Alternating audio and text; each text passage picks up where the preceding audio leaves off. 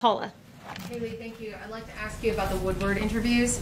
Did President Trump intentionally mislead the American people about the threat of COVID, a pandemic that has now cost the lives of nearly 200,000 Americans? Absolutely not. This president, at a time when you're facing insurmountable challenges, it's important to express confidence. It's important to express calm. Always play it down. Is playing it down, is that expressing calm? It seems dishonest. It seems Can you read the rest of the quote? That's how much they put in there. Oh, you excluded the last part. We'll play the full thing on 60 Minutes please on do. Sunday. Do you deny please that do he explain. misled the American Please, people of about course the I threat of deny this that. pandemic? And he makes clear that he doesn't want to see chaos, by the way, is the second part of the quote, which you failed to read.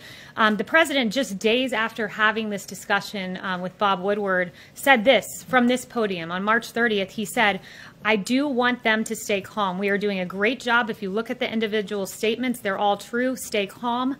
It will go away, but it's important to stay calm." So this president does what leaders do, good leaders. It's stay calm and resolute at a time when you face an insurmountable challenge. That's what this president has done. It will not appear that the president lied to the American public about the threat posed by COVID. The president has never lied to the American public on COVID. The president was expressing calm, and his actions reflect that. On January 6th, the CDC issued a Wuhan travel notice before any confirmed U.S. cases, among a number of other actions. And I'd refer you to Dr. Fauci, who said that this president has an impressive response. I can't imagine under any circumstance that anyone could be doing anything more. That is the record of this president. Today, President Trump was nominated for the Nobel Peace Prize in recognition of his work in brokering an Israel-United Arab Emirates peace deal. It was a historic deal and the first such deal in over 2 decades. This is a hard-earned and well-deserved honor for this president.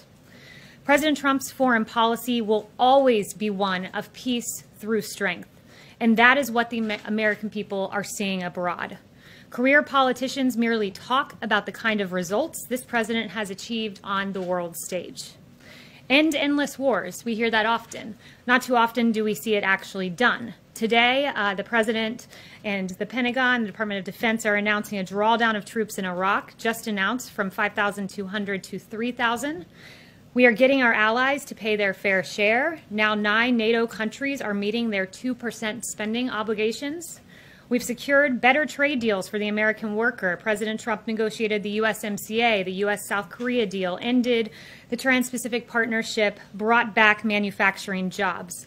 President Trump has stood up to China. The Phase 1 China deal, also tariffs to hold China accountable, and actions to block Huawei.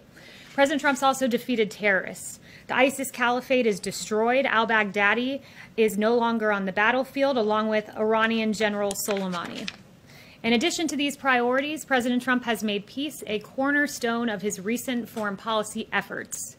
The peace deal between Israel and the United Arab Emirates led to the first flight from Israel over Saudi Arabia's airspace to the United Arab Emirates. The signing ceremony for this historic deal will be September 15th at the White House. President Trump has also brokered economic normalization between Serbia and Kosovo, a major breakthrough in this decades-old conflict. It's a fact. President Trump has broken the 39-year-old streak of American presidents either starting a war or bringing the United States into an international armed conflict, as a Great Washington Examiner piece headline read. These wins are possible because of the president's leadership and outsider perspective. President Trump addresses old challenges with new solutions and delivers results for the American people. And with that, I'll take questions.